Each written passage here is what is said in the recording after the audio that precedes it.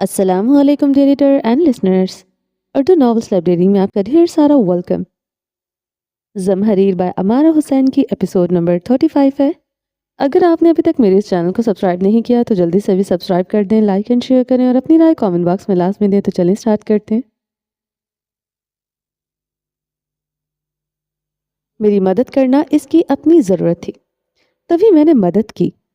اس نے اپنی گردن کھچائی. اور شاید یہ دوسری بات آپ کی سچ ہو، اس ہار نے اس سحر کو روک رکھا ہو، کیونکہ اس کی وجہ سے میرا روپ نہیں بدلتا. الف خانم کا عکس پانی میں مختلف ہوتا تھا، لیکن میں نے اس خواب کے علاوہ انہیں حقیقت میں ہرن میں تبدیل ہوتے نہیں دیکھا. وہ تذب بذب کا شکار تھی. اسرا خاتون سوچ میں پڑ گئی تھی. کیا تم نے اپنا عکس پانی میں دیکھا تھا؟ ان کے چہرے پر درد کے اثرات امر آئے تھے. انہوں نے اس کا ہاتھ اپنے ہاتھ میں لیا تھا. اس نے ہونٹوں کا کنارہ کھجاتے ہوئے انہیں خالی نظروں سے دیکھا. اگر یہ ہار نہیں پہنو گی تو میرا عکس کبھی ہر جگہ میرا نہیں رہے گا اور وہ ایک ہرن کا ہوگا. الف اپنا سحر استعمال کرنا خوب جانتی ہے. یقیناً اس نے اپنی حفاظت کے لیے کوئی دوا تیار کی ہوگی. اسرا خاتون نے اب ٹیک لگا لی تھی. ان کی آنکھیں خوابیدہ ہونے لگی. پریسا نے ان کی جھریوں زدہ ہاتھ کی حرارت محسوس کی. ہاں، ان کے پاس چند شیشیاں ہوتی ہیں جن کے بغیر وہ سوتی بھی نہیں ہے. کاش ایک ایسا ہار ان کے پاس بھی ہوتا تو وہ اتنی مشکل میں نہ ہوتی. چہرے پر چھائی افسردگی الف کو یاد کرنے پر مزید بڑھ گئی تھی. پریسا، اسرا نے تکیے پر سر رکھے آنکھیں مونتے، سحر ہر کسی پر ایک ساتھ سر نہیں کرتا. تمہیں دیکھنا چاہیے کہ تمہارا سحر کیسا ہے. تم نے جس وقت پر اپنا عکس دیکھا تھا وہ رات کا وقت تھا یا دن کا وقت تھا؟ اس دن کے وقت میں نے پانی میں اپنا عکس دیکھا تھا. اس کے حلق میں چبھن ہونے لگی اور ہاتھ اسرا کے ہاتھ میں بے جان سا ہونے لگا. اس نے اس بارے میں تو مزید سوچا ہی نہیں تھا. اسرا نے آنکھیں کھولی اور چھت کو دیکھنے لگی. تمہیں دیکھنا چاہیے کہ تمہاری طاقت کیا ہے اور اس سحر کا اثر کیسا ہے. تمہیں تبھی اندازہ ہوگا کہ خود کو کیسے بچانا ہے. تمہیں سب سے بے خبر رہو گی تو بے حد نقصان اٹھاؤ گی. گویا کسی نے اس خواب سے جھنجھوڑ ڈالا ہو. وہ اتنی غافل کیسے ہو سکتی تھی؟ چند خطوط لکھ کر اور چند سطریں لکھ کر وہ دو دنیا کے بیچ سفر کر کے وہ کیسے یقین کر بیٹھی تھی کہ اس کی طاقت بس اتنی تھی اور اس سحر کا اثر بس عکس تک محدود تھا. اسے خود کو ہر طرح کے حالات کے لیے تیار رکھنا تھا اور اس کے لیے پہلے اسے جاننا تھا کہ وہ کیا کر سکتی ہے. اس نے اپنی گردن میں پہنی زنجیر ایک انگلی سے باہر نکالی. وہ شفاف موتی اس میں جھول سا گیا تھا. تم اسے کبھی نہیں اتارو گی، نہ ہی کسی کو اس کی جھلک دیکھنے دو گی. سمجھ گئی نا پریسا؟ دیدا کی آواز اس کے کانوں میں گونجی. وہ لب کھینچتے ہوئے اس نے جھکا سر اٹھا کر اسرا خاتون کو دیکھا. وہ سو چکی تھی. اس نے آہستگی سے اپنا ہاتھ ان کی گرفت سے نکالا. اس کی سانسوں کا زیر و بم تیز ہونے لگا. اس نے کمرے کی دیواروں میں بنے تاکچے میں سے چلتے چراغوں میں سے اٹھایا اور آہستگی سے اس کمرے سے نکل آئی. ٹھنڈی فضا نے اسے کپ کپانے پر مجبور کر دیا. دبے قدموں سے اس نے دوسرے کمرے کا رخ کیا. چراغ کی روشنی اس کی ہر حرکت پر ٹمٹما سی جاتی تھی. صحن میں کھڑے اونچے گھنے درختوں کے ہیولے خوفناک سے دکھائی دے رہے تھے. وہ چراغ مضبوطی سے تھامے دوسرے ہاتھ سے پوشاک اٹھائے تقریباً بھاگتے ہوئے دوسرے کمرے میں آئی. کمرے کا دروازہ بند کر کے اس نے چراغ اس کمرے میں موجود آتش دان کے چھجے پر رکھا. یہ وہی کمرہ تھا جہاں اس نے کھانا کھایا تھا. میز پر چراغ رکھ کے وہ ایک گہری سانس لیتے اس گول بڑے آئینے تک آئی جو دیوار میں بنی دروازوں میں سے ایک پر رکھا تھا. اسے اس ہار کے بنا اپنا عکس دیکھنا تھا. اس نے میز پر رکھی خشک میووں کی شیشی کے مرتبان ان درزوں میں قطار میں رکھ دیے تاکہ وہ ہر جگہ اپنا عکس دیکھ سکیں. تیز دھڑکتا دل، سردی کی یخ بستہ سیاہ رات، کمرے میں موجود چراغ کی ٹمٹماتی روشنی. اس نے دونوں ہاتھوں سے زنجیر کا ہک کھولا تھا. دل جو بے تحاشا دھڑک رہا تھا، ہر دھڑکن کے ساتھ خوف کی ایک لہر پورے جسم میں سرایت کر جاتی. شیشے میں نظر آتے اس لڑکی کے عکس نے وہ ہار اتار کر میز پر رکھ دیا. جیسے ہی ہار کی زنجیر کا لمس اس کی گردن سے الگ ہوا، ہار اس کے ہاتھ سے چھوٹ کر زمین سے ٹکرایا. بڑی سی آنکھوں نے تعجب سے اس ہار کو دیکھا، لیکن اس کی نظریں اس کے پیروں تک گئیں اور وہ گویا کسی مجسمے میں ڈھل گئی. ساکت و جامد، نہیں، یہ نہیں ہو سکتا. میرا صرف عکس بدلنا تھا، میرا صرف عکس. اس نے شیشے پر نگاہ ڈالی. چراغ کی سنہری روشنی میں وہ آئینہ کسی خوبصورت ہرنی کی جھلک دکھا رہا تھا. سنہری روشنی اس کی جلد کے سنہری بالوں کو سونا دکھا رہی تھی. وہ ایک جیتے جاگتے جانور کا روپ دھار چکی تھی. ارد گرد پھیلی آوازیں اب تیز سنائی دینے لگی تھی. اس کے کان ہر چرند و پرند کی حرکت سن رہے تھے۔ باہر گلی میں چلتے اکا دکا لوگوں کی چھاپ جو کچھ دیر پہلے اسے سنائی نہیں دے رہی تھی، اب وہ واضح طور پر جان رہی تھی کہ کن قدموں کا رخ کس طرف ہے۔ فضا میں پھیلی پھولوں اور پودوں کی مختلف خوشبو ہر ایک دوسرے سے کتنی مختلف تھی، سب بے حد واضح تھا۔ اس کمرے میں موجود وہ خوف زدہ ہرنی کی آواز پر گردن گھما چاہتی تھی۔ اس نے ارد گرد فرش پر ہار کو تلاشنا چاہے، نظروں کے سامنے آیا تو وہ ہرنی اس جانب لپکی۔ اس نے ہار کو منہ سے اٹھایا اور یکدم وہ انسانی روپ اختیار کر گئی۔ اس نے منہ میں تھامے ہار کی لٹکتی باریک زنجیروں کا ہک جھٹ سے گردن کے پشت پر باندھا۔ اس کا جسم کانپنے لگا اور زمین پر ڈھیر ہو گیا۔ سانس بند ہونے لگی۔ اس نے ایک دو دفعہ بمشکل گہری سانس لینے کی کوشش کی۔ سانس نہ لینے کے باعث اس کی سیاہ آنکھیں پانی سے بھرنے لگیں۔ جسم کی کپکپاہٹ میں تیزی آتی گئی۔ زمین پر بے بسی میں کروٹ لیتے اسے اپنا انہیلر یاد آیا۔ ایک دفعہ پھر سے اس کے جسم نے اسے دھوکہ دیا تھا۔ اسے لگا تھا وہ بالکل ٹھیک ہو چکی ہے، وہ ٹھیک نہیں ہوئی تھی، اور تبھی وہ انہیلر کو بھول بیٹھی تھی۔ اس نے اسے الف کے اس بیگ سے نکالا تک نہیں تھا۔ اس کی آنکھوں سے آنسو تو تواتر بہنے لگے، ہونٹ بالکل نیلے پڑ چکے تھے، چہرے کا سارا رنگ نچڑ چکا تھا اور پوری دنیا تاریک ہوتی گئی۔ کچھ لمحوں تک اسے فرش کی جما دینے والی ٹھنڈک محسوس ہوتی رہی، پھر وہ احساس بھی ختم ہوتا گیا۔ اجسار کے اس گھر کے دونوں کمروں کی کھڑکیاں زرد روشنی دکھائی دے رہی تھی۔ چند ساعتوں بعد ان میں سے ایک کا ٹمٹماتا چراغ بجھ چکا تھا۔ اگلے دن کی صبح سحرزار پر پھیلی تو سحرزار کے محل کے بڑے بڑے قلعوں میں ایک کی سیڑھی پر الف نوریز جمع بما چند سپاہیوں کے محل کے قید خانے کی طرف جا رہی تھی۔ ان چوڑے زینوں سے اتر کر وہ اس اندھیری سی جگہ میں کھڑے تھے جہاں اکا دکا کھڑکیوں سے روشنی اندر منظر کو دیکھنے لائق بنا رہی تھی۔ سپاہی ایک کوٹھڑی کے سامنے اسے کھڑا کر کے دور جا کر کھڑے ہوئے تھے۔ وہ قید خانے کے جنگلے تک آئی اور دونوں ہاتھوں سے سلاخیں تھامی۔ اندر بیٹھے شخص کے بال دھول مٹی سے اٹے تھے، اس کی سلاخوں کی جانب پشت تھی۔ وہ گھٹنوں کے گرد بازو باندھے کسی گہری سوچ میں گم تھا۔ آس پاس زنجیروں کی کھنکھناہٹ تھی جو قیدیوں کی حرکات کے باعث گونج جاتی تھی۔ وہ پرسکون زندگی جی رہی تھی، اچھا کھا رہی تھی، سونے کو اسے صاف جگہ میسر تھی۔ اور یہاں کے بابا، وہ کیسی زندگی گزار رہے ہیں؟ اس کے حلق میں گولا سا پھنسا تھا جسے اس نے بمشکل نکالا۔ اس کی آنکھوں کے جھریوں زدہ کنارے بھیگ رہے تھے۔ الف کے لب پھڑپڑائے، بابا؟ وہ آدمی ٹس سے مس نہ ہوا۔ اسے لفظ سے پکارے جانے کی کم از کم اس قید خانے میں تو امید نہیں تھی۔ بابا دیکھیں، الف آپ سے ملنے آئی ہے، اب کہ اس نے اپنی کپکپاتی آواز بلند کی۔ وہ شخص بے ساختہ گردن گھما گیا، پھر وہ بے یقینی کے عالم میں اٹھ کھڑا ہوا اور تیزی سے سلاخوں کی اس دیوار کی طرف لپکا۔ الف نے تیزی سے اس بات میں سر ہلایا۔ اس کی آنکھیں چھلک پڑی۔ تم یہاں کیسے آ گئی؟ یہ لوگ تمہیں بھی قید کر لیں گے، چلی جاؤ یہاں سے۔ نوریز کے بوڑھے وجود میں کھڑے رہنے کی طاقت نہیں تھی۔ نوریز نے سلاخیں تھامے الف کے ہاتھوں پر اپنے مٹیالے بوڑھے ہاتھ رکھے۔ مجھے نہیں، کچھ نہیں کہیں گے بابا، میں ملکہ کی اجازت لے کر آپ سے ملنے آئی ہوں بابا، مجھے آپ کی بہت یاد آتی ہے۔ اس کی آواز بھیگی ہوئی تھی، گردن پر بال لپٹے محرابی چھتوں کی گول چھوٹی کھڑکیوں سے آتی روشنی میں وہ اپنی عمر سے کئی زیادہ لگ رہی تھی۔ پریسا کیسی ہے؟ وہ محفوظ تو ہے نا؟ نوریز کی آنکھوں میں اندیشے ہی اندیشے تھے۔ الف نے کے کمزور چہرے کو دیکھتے ہوئے اس بات میں سر ہلایا۔ وہ محفوظ ہے، ہم آپ کو یہاں سے باہر نکالنے کی کوشش کر رہے ہیں بابا، مجھے یقین ہے ہم کامیاب ہو جائیں گے۔ ملکہ ایسا کبھی نہیں کرے گی، وہ ایسا کبھی نہیں چاہے گی، تم اس پر بھروسہ مت کرنا، میری فکر چھوڑ دو، بس تمہیں خود کو اور پریسا کو محفوظ رکھنا ہے۔ اس نے شمس الدین سے وعدہ کیا تھا کہ پریسا کو محفوظ رکھوں گا، لیکن میں یہاں آتے ہی پکڑا گیا۔ جس دن شمس الدین کو قتل کیا گیا تھا اس دن ہی میں یہاں واپس لوٹا تھا۔ میں اس کتاب کی تلاش میں تھا جو غزال نے ادھوری چھوڑ دی تھی۔ نوریز کی آواز سرگوشی میں بدلتی جا رہی تھی اور تیز تیز بولتا جا رہا تھا جیسے اسے ڈر ہو مبادا اس کی بات ہمیشہ کے لیے ادھوری نہ رہ جائے۔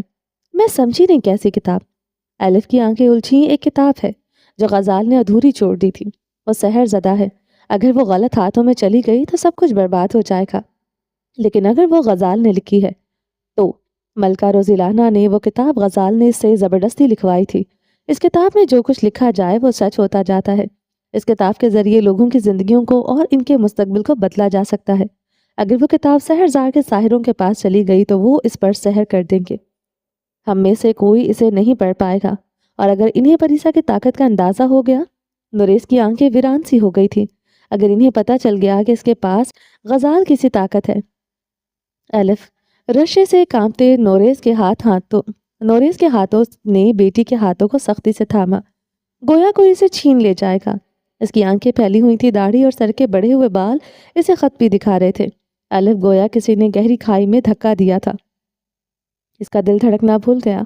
वो तो ये बात जान चुके थे, अरसून और रोजिलाना, वो लोग इसकी सलाहियत के बारे में जान चुके थे और इन्हें बताने वाली वो खुद थी। आह, ये इसने क्या कर डाला था। बाबा, वो हकलाई, लेकिन नोरेस ने इसके हाथों को सलाखों में अपनी जानिब खींचा और इसे अपनी तरफ मतवज्जो किया। बेटी, मुझे नहीं मालूम कि तुम दोबारा यहाँ आ सकोगी या नहीं। तुम्हें मेरी बातें जितनी जल्दी हो सके समझनी है। एलिफ ने थूक निकला। इस यख बस्ता मौसम में इसकी पेशानी पसीने से नन्हे नन्हे कतरों से भर चुकी थी। वो परीसा को कहीं से भी ढूंढ निकालेंगे, क्योंकि गजाल के बाद सिर्फ वही है जो इसमें कुछ लिख सकती है। इसे दोनों जानिब से खतरा होगा, अहरवान से भी और शहरजार से भी। अहरवान से तो हमें वैसे भी खतरा है बाबा, वो इंतकाम चाहते हैं। वो दबी आवाज में बमुश्किल बोली, आह एलिफ, तुम नहीं समझ रही। मेरी बेटी गजाल को सिर्फ इसलिए नहीं मारा गया कि अहरवान के मुताबिक वो गद्दार और मलिका के कातिल थी। कैद खाने का बड़ा आहनी दरवाज़ा जोर से खटखटाया गया। फिर सिपाही की सदा सुनाई दी, एलिफ खातून, आपकी मुलाकात का वक्त ख़त्म हो चुका है। एलिफ और नोरेस चौंक उठे। बाबा, एलिफ उजलत में बोली, मुझसे एक। बेटी, परीसा को कहना वो हार कभी न उतारे। जिस दिन वो हार इससे खो गया वो बहुत बड़ी मुश्किल में फंस जाएगी। परीसा इनके लिए किसी खजाने की चाबी की मानिंद है, बिल्कुल इसी तरह जैसे गजाल थी। वो इनके इन सारे मंसूबों के पूरा होने का जरिया है, जिसे शहरजार बरसों से पूरा करने के ख्वाब देख रहा है। ये साहिराना सिर्फ इस दुनिया को, बल्कि इस दुनिया से हम आए हैं, इस दुनिया को भी जहन्नुम बनाने की से दरीक नहीं करेंगे। इनमें से कुछ के पास गैर महदूद ताकतें हैं जो इन्होंने बहुत मुश्किल से हासिल की हैं। ये लोग अपनी रूहें शैतानों को बेच देते हैं, यहाँ तक कि इनमें से कोई ही पहचान पाता है। फिर इन्हें खास सलाहियतें अनायत की जाती हैं जो इन्हें इंसानों से अलग बनाती हैं। ये किसी और शख्स का रूप धार सकते हैं। ये पलक झपकते ही कहीं भी उभर आते हैं और कहीं से गायब हो जाते हैं। तुम सुन रही हो ना, ये हमारे और इनके बीच जंग सिर्फ माजी के इन वाकयात की वजह से नहीं है। ये जंग इससे कहीं ज्यादा बड़ी है। ये इंसानों की बका की जंग है। अहरवान इसी बका की जंग लड़ रहा है, तभी वो साहिरों का दुश्मन है। तो हम कौन है बाबा? हम भी शहरजार से ही तो ताल्लुक रखते हैं। साहिरों का दुश्मन हमारा दुश्मन भी तो है। हमने अपना रास्ता शहरजार के रास्तों से बरसों पहले अलग कर लिया था। हम शैतानी असूलों और रहन सहन के खिलाफ हो चुके हैं। हम मेहरबान के लोग हैं, हम वहीं के रहने वाले हैं। परेशान एलिफ ने रऊनत से सर झटका। इसकी आंखों में नफरत किसी चिंगारी की मानिंद जलने लगी। अहरवान ने हमारे साथ क्या किया है? क्या भूल चुके हैं आप? हम इस हालत में क्यों हैं बाबा? अहरवान की वजह से, सिर्फ इसलिए कि वो सही तफ्तीश नहीं कर सके और ना ही अब कर रहे हैं। अब इस बेवकूफ़ाना गलती की वजह से हम बर्बाद हो चुके हैं। हमारी कोई इज्जत नहीं है। नोरेस ने एक गहरी सांस ली। जानता हूँ बेटी, मैं इनके किए को माफ़ नहीं कर रहा, ना ही शायद कभी कर सकूं। बूढ़ी आंखों में कई दिलखराश मनासिर घूम गए थे, लेकिन मजीद बर्बादी से खुद को बचाने का यही वाहिद रास्ता है कि इनका एतमाद जीता जाए। इन्हें हकीकत से आगाह किया जाए। आसपास जो चूहों की आवाज़ें आ रही थी, इस कैद खाने में अजीब सी बू थी। पहले पहल तो वह सांस नहीं ले सकी थी। तभी मैं यहाँ कैद होने से पहले गजाल की इस किताब की तलाश में था। चाबियों की खनखनाहट सुनाई थी। सिपाही ने भारी भरकम दरवाज़ा धकेला।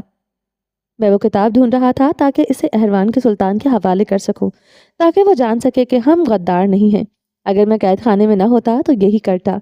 सिपाही कदम कदम इसके करीब आता जा रहा था। एलिफ के चेहरे पर वहशत थी और वह सांसों का जीरोवम तेजी से तेज होता गया।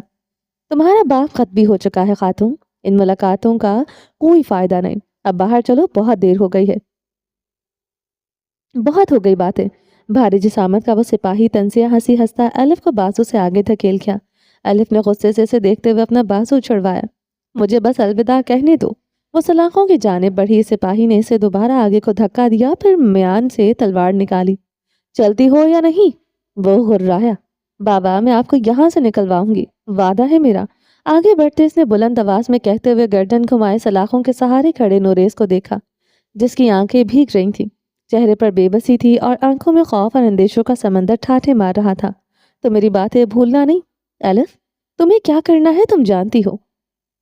नौरेज पूरी ताकत से हाँफते हुए चिल्लाया।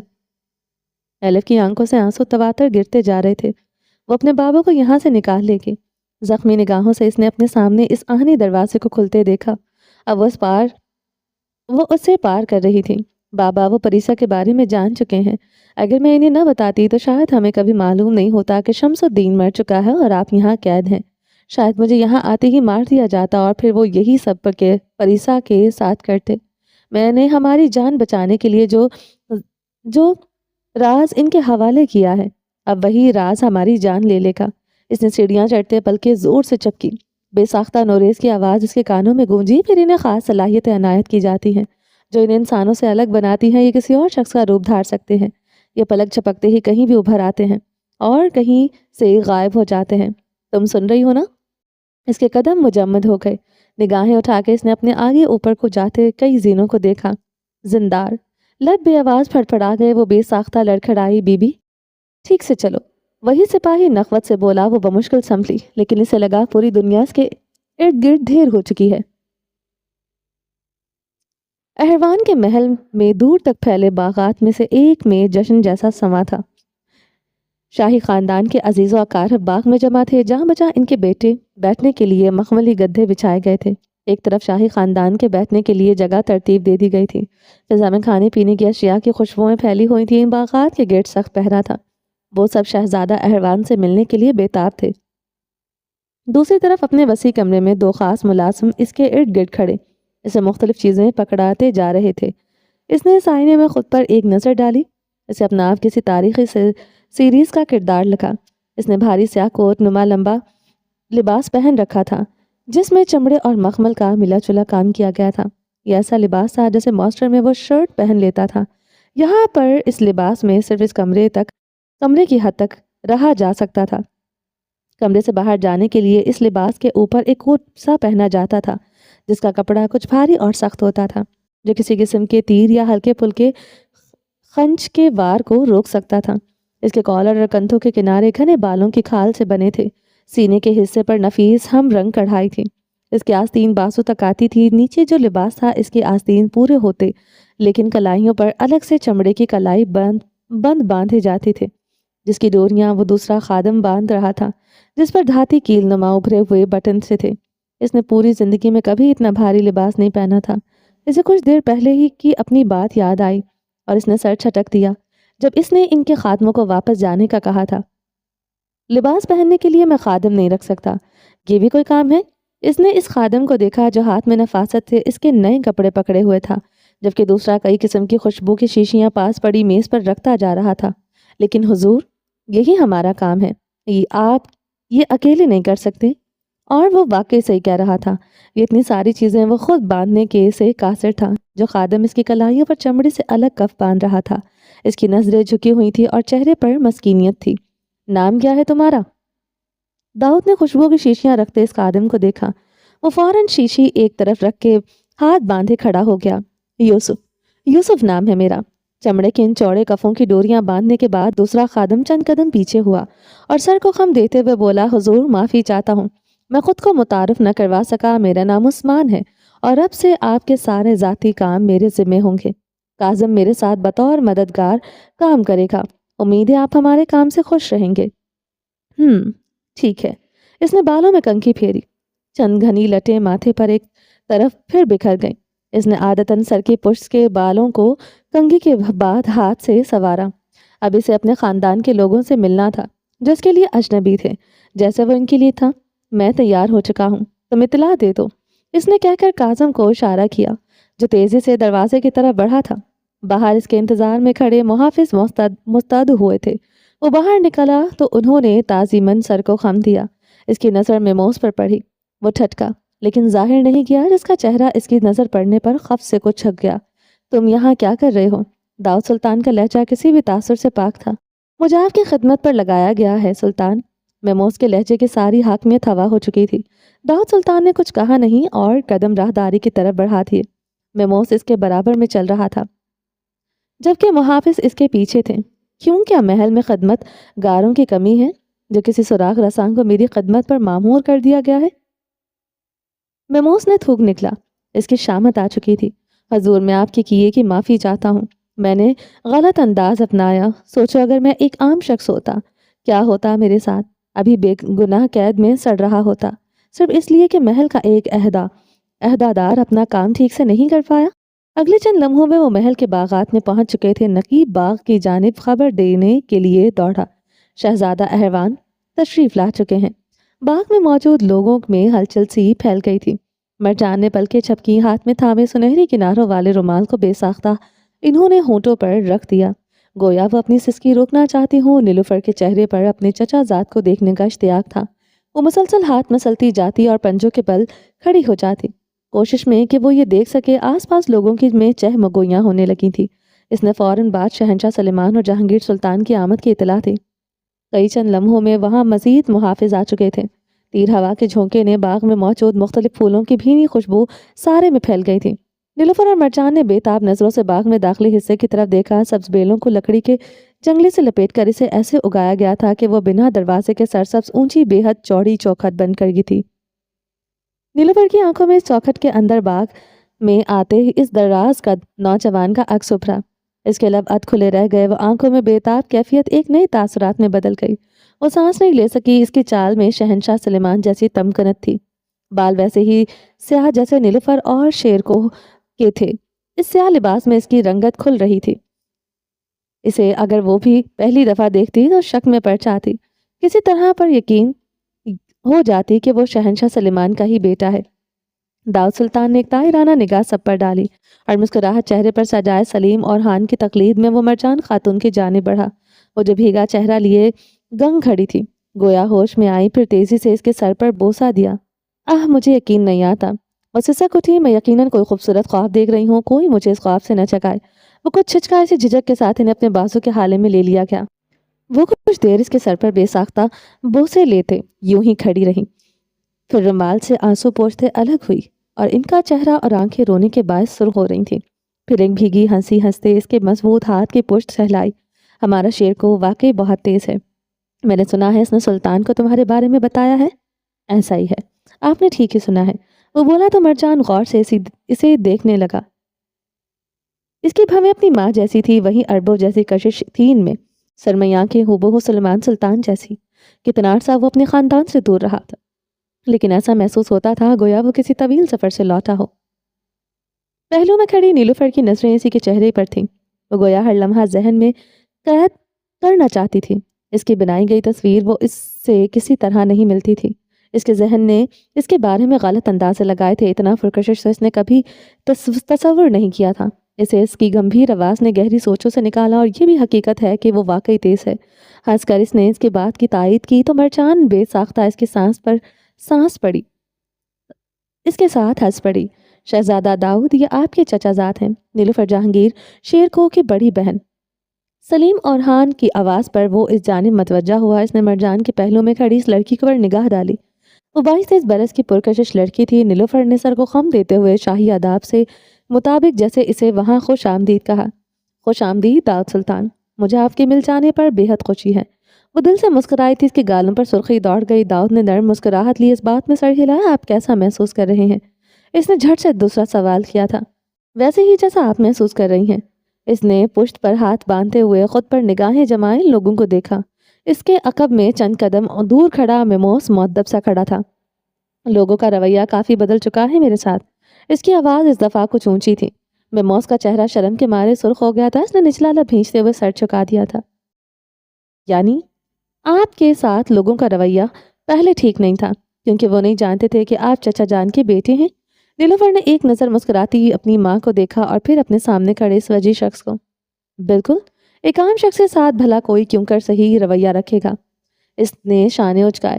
اس سے پہلے میں ایک عام شخص ہی تھا۔ نیلوفر کی آنکھوں میں دلچسپی امد آئی تھی، تو آپ ان لوگوں سے اس سلوک کا بدلہ لیں گے کہ آخر انہوں نے آپ کے ساتھ ایسا سلوک کیوں کیا؟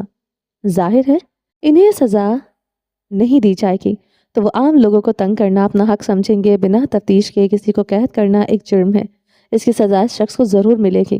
میموس کے ماتھے پر پسینہ آنے لگا، یہ اس نے کیا کر ڈالا تھا۔ نچلا لب چباتے ہوئے وہ اس نے پریشانی بڑھنے لگی تھی۔ خوشی ہوئی آپ سے مل کر شہزادے صاحب، یقیناً ہم اچھے دوست بنیں گے۔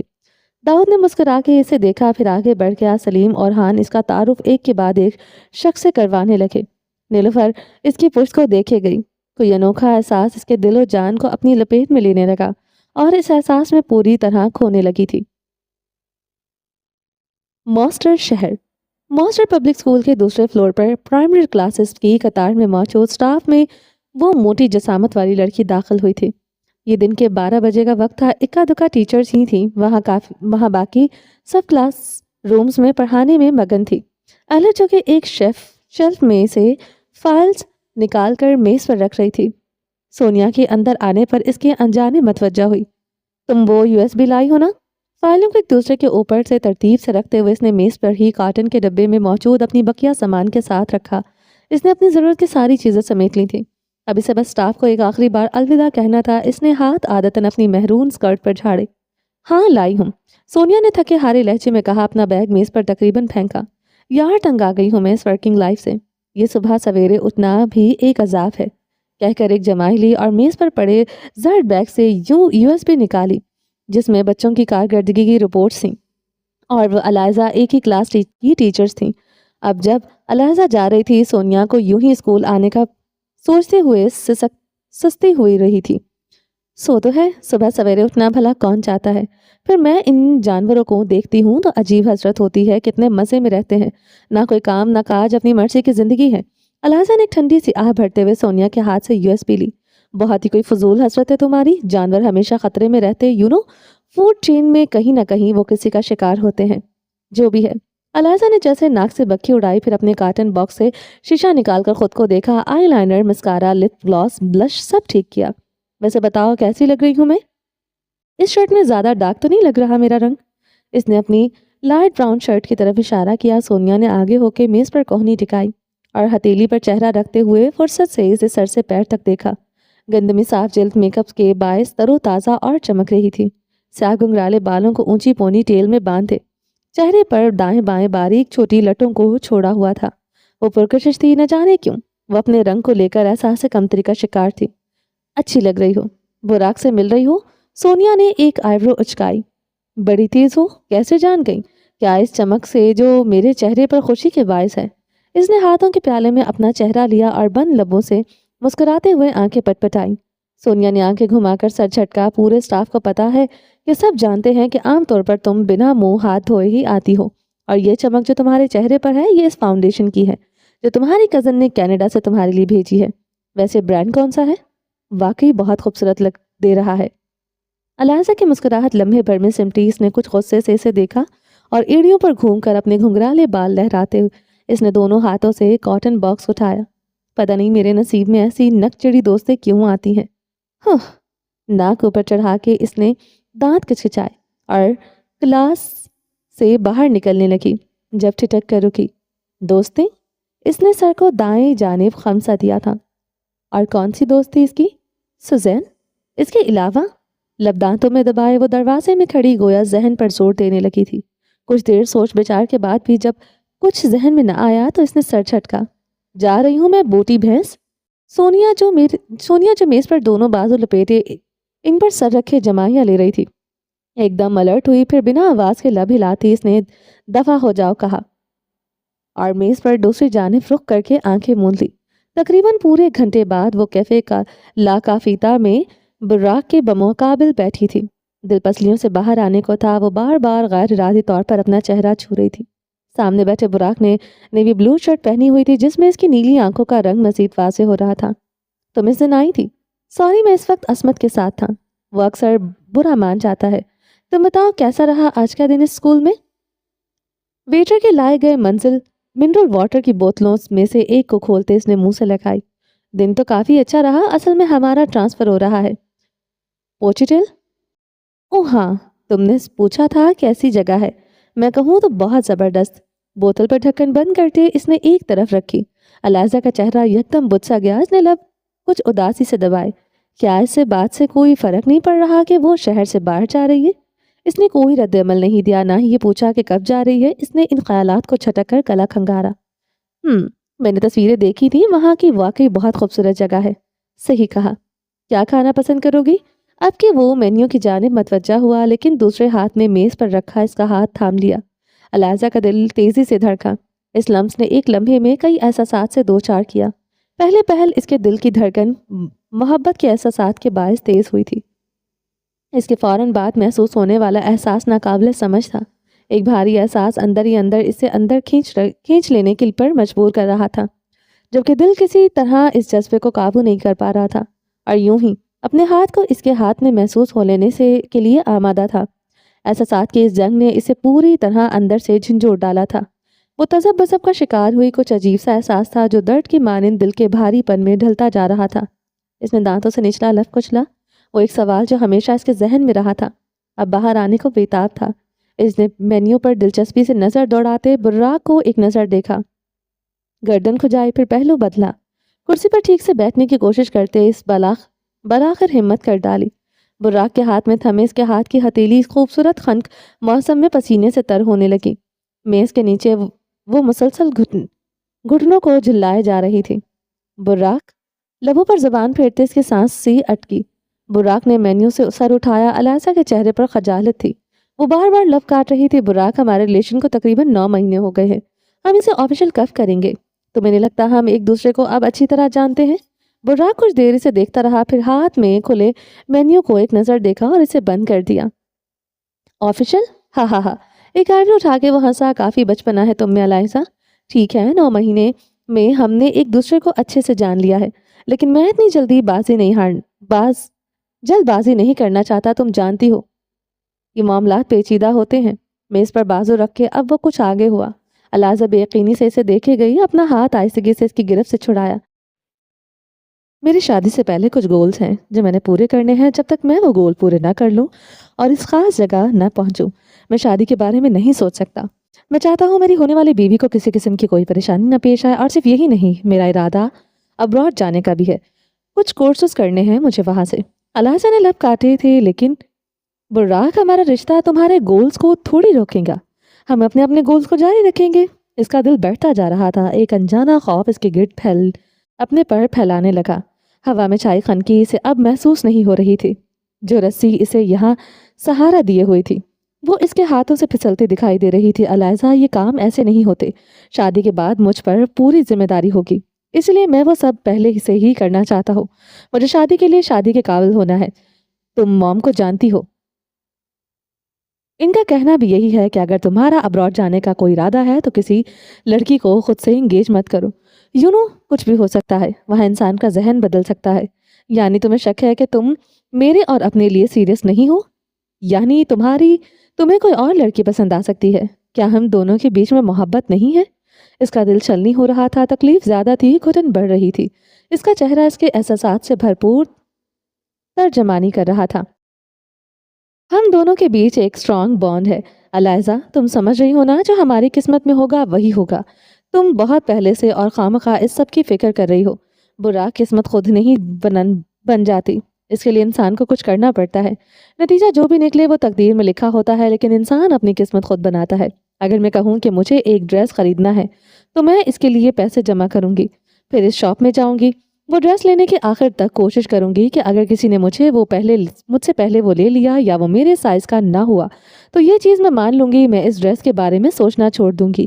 لیکن اگر میں اس کے لیے پیسے جمع نہ کروں یا اسے خریدنے کے لیے کوئی تگودو نہ کروں تو میں یہ نہیں کہہ سکتی کہ وہ میری قسمت میں نہیں تھا۔ اس ایک گھبراہٹ بھری سانس لی اور بمشکل تھوک نکلا۔ تم سمجھ رہی ہو میری بات؟ آواز نہ جانے خوف کے باعث کپکپاہٹ میں ڈھلی تھی۔ یہ سب اس نے نہیں سوچا تھا۔ یہ سب برا کیسے کہہ رہا تھا؟ کیا وہ دونوں ایک دوسرے سے برابر محبت نہیں کرتے تھے؟ تم 100% درست ہو، یہاں میں نفی نہیں کر رہا تمہاری بات کی، لیکن شادی کرنے میں اور ڈریس خریدنے میں فرق ہے۔ دیکھو میں کہہ رہا ہوں نا، اللہ ہمارے لیے کوئی سبب نکال لے گا، تم فکر نہ کرو، وقت آنے پر سب کچھ ہو جائے گا۔ کچھ آرڈر کر دو، بھوک لگ رہی ہے یار اب۔ شاید وہ صحیح کہہ رہا تھا، شاید وہ جلد بازی سے کام لے رہی تھی، ان معاملات میں اتنی جلدی کرنا بے عقلی ہی تھی۔ ظاہر ہے اس نے مستقبل کے بارے میں کچھ نہ کچھ تو طے کیا ہوگا۔ لیکن یہ احساس، یہ دل، اسے کچھ سمجھ کیوں نہیں آ رہا تھا؟ اسے یہ گفتگو سرے سے اس سے کرنی ہی نہیں چاہیے تھی۔ اطراف میں پھیلا شور اس کے کانوں میں سائیں سائیں کی آواز میں ڈھلنے لگا تھا۔ کیا سوچ رہی ہو تم؟ اس کی آواز پر وہ فوراً چونکی، چہرے کی چمک مانند پڑ چکی تھی۔ کچھ نہیں، تم کرو آرڈر کچھ۔ वो दिक्कत से मुस्कुराए थे। वो कुछ लम्हे इसे देखता रहा। देखो मेरी बात सुनो, किस्मत इंसान खुद नहीं बना था, बस वो लिखी होती है। तुमने पता नहीं कैसे ये समझ लिया। मुझे यकीन है वो दो लोग जो मोहब्बत करते हों, अल्लाह इनके दिल से सच्चे जज्बात से बाखबर होता है और इन्हें कभी वो यूं अलग नहीं करता। तुम्हें कोई शादी के लिए फोर्स कर रहा है क्या?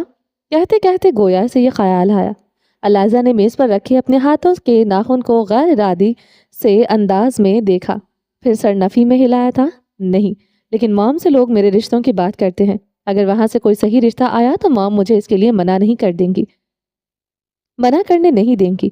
तुम जानते हो, लड़कियों के से लोग हमेशा जल्द शादी की उम्मीद रखते हैं। मैं तुम्हारी तरह टेंशन फ्री तो नहीं हो सकती।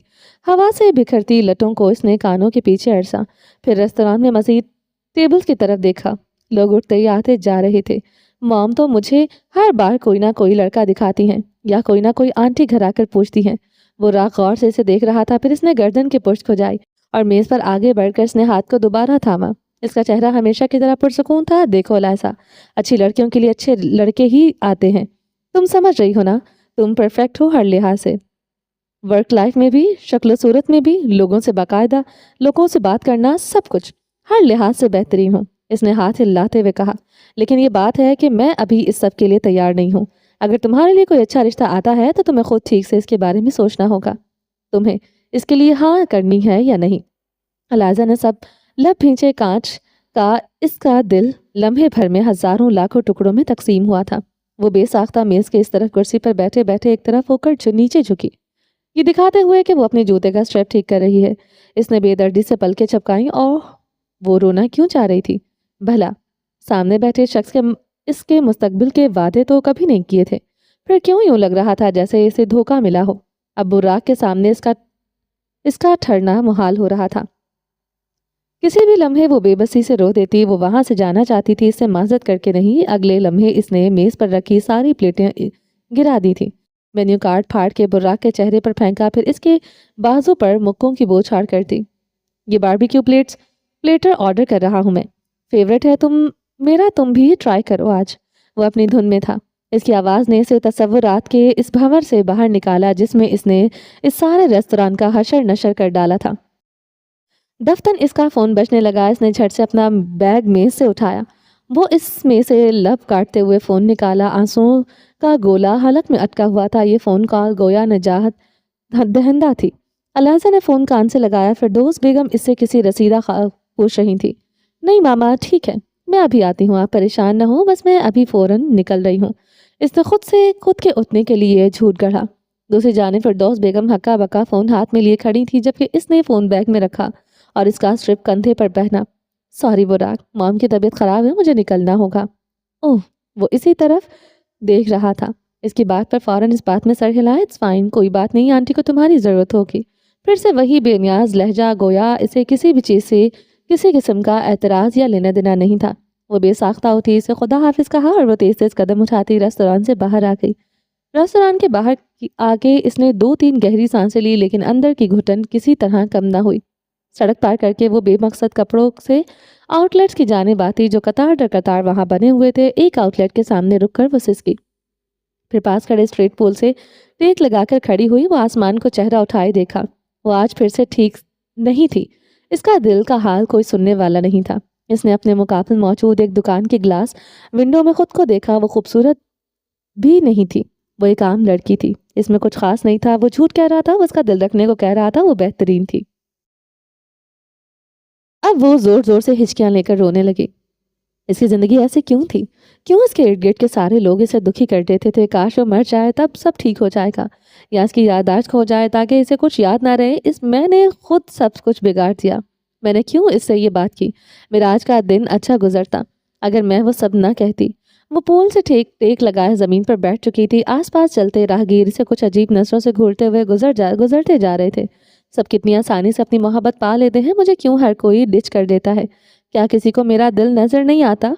इसकी हिचकियों में तेजी आती गई। मोटे मोटे आंसू चेहरे पर फिसलते इसके दुखी दिल की भड़ास निकाल रहे थे। इससे कुछ दूर प्लास्टिक के रैपर से खेलता एक ब्लॉन्ड ब्लू ब्लोंगड़ा दौड़ते हुए इसके करीब आके लोटपोट हुआ। वो भीगी आंखें लिए बैग से टिश्यू बैग से निकाले टिश्यू से नाक पोंछने लगी। कुछ देर इसे रैपर के साथ देखे गई, फिर दोनों हाथ आंखों पर रखे वो मजीद रोने लगी। मॉन्स्टर के दरियाओं का पानी गोया आज अलाइजा सलीम की आंखों से बह रहा था। नीले आसमान पर सफर करते बादल इसे देख के ख्वाब खुद बह जाने की हसरत लिए आगे बढ़ते चले गए।